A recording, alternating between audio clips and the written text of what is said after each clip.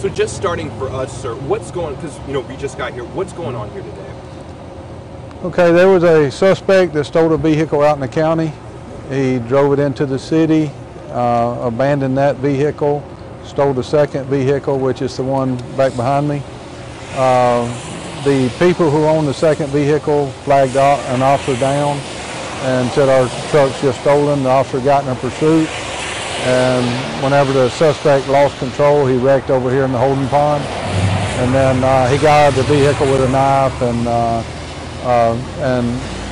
went toward my officer shot him. Can you explain what is going on right now at the scene? There are clearly a lot of cruisers out here, and it looks like an FDLE mobile community. Yes, the cruisers are basically there to give us a safe area to work, you know, out here beside the road and with the inclement weather. But the Florida Department of Law Enforcement, they're the agency in the state of Florida that investigates all officer-involved shootings, and that's what they're doing now is investigating the crime scene and collecting the evidence, and then they'll run their full investigation on the officer's actions. What can you tell us about the suspect? How is he or she doing right now? From what I understand, he received one gunshot wound to the chest, but he is expected to survive his injury. What about the officer in this case? The officer was not injured. Chief, will you talk about what led up to this? We really don't know. I mean, he stole, like I said, he stole a vehicle, drove it in the city, abandoned it, stole the second vehicle, and we were fortunate enough to be in that area when he stole it, and we were flagged down by the owners. And what message would you have to the community about, you know, an officer involved in shooting? I'm sure that's devastating for the department to hear that something like this would happen. Yes, number one, I mean, this is a property crime. There's no reason to get out of a vehicle and approach an officer with any type of weapon. You know, it's a property crime. I mean, you know, you're taking that and creating an action that could cause the end of, you know, your life or someone else's. So in the scheme of things, you know, a stolen vehicle is not that important.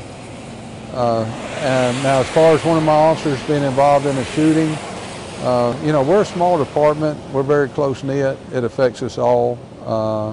My officer right now is under a lot of stress. You know, none of us want to shoot anybody. We want to help people. We don't want to harm them. And so my officer has, you know, he's experienced a lot of stress. And like I said, I'll check on him just as soon as I leave here. So. What can you tell us about the alleged weapon that the suspect used? You said it was a knife. Do you know how big or small? The way it was described to me was that it's a folding type knife, you know, approximately 6 or 8 inches once it's, you know, extended. So, you know, it was dangerous enough where it could kill somebody. So. What's next? You know, we have investigators out here. What are the next steps? Well, there's a couple different avenues. I mean, FDLE will conduct their investigation and then present facts to the state attorney's office, and it'll be ruled whether this shooting was justified or not. And we'll also have the criminal charges that are being pursued against. Okay. We'll also have criminal charges that will be pursued against the suspect. What charges could this man face? Well, you know, to begin with, this is stolen vehicles, but then, you know, fleeing and eluding an officer, and then also aggravated assault where he charged the officer, you know, while he was armed with a knife. And what is that man's name? Not the officer, but the man. We're not releasing the suspect's name or the officer's yet. So. And for the man who, you know, was accused of stealing the car, I think you were saying earlier you weren't sure if it, you know, was a car where the keys were in it or if it was a carjacking. I'm not sure at this time. I've heard different rumors both ways, but that's something we're still investigating, and our detectives are speaking with the owners of the vehicle at this moment. So. Is this holding pond part of Whitingfield? I know we're close.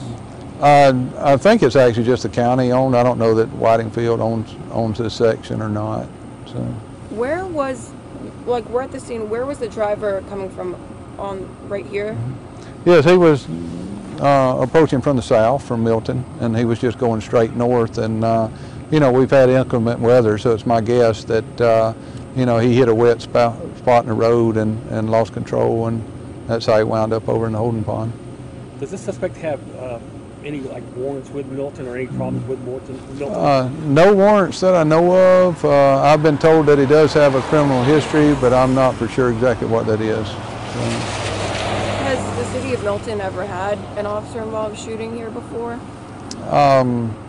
Yes, they have, but it's been many, many years. I guess you all are waiting now to, I guess the truck is going to be taken away. What's kind of the next steps here on the scene?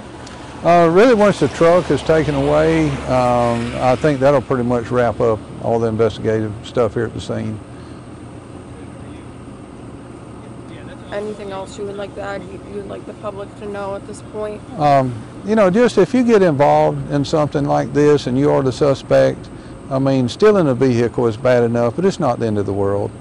Don't get out of the vehicle and attack an officer, because you're putting yourself and their lives at danger also, and it's not worth it just over a stolen vehicle or property crime. So. As the chief, how does it make you feel to know that, you know, someone could have potentially seriously injured one of your men? And I'm sure that everyone at your department, you said everybody's very tight-knit. Well, I mean, as the chief, you know, I look at, you know, we're a family. These officers are pretty much the way I look at them as my children.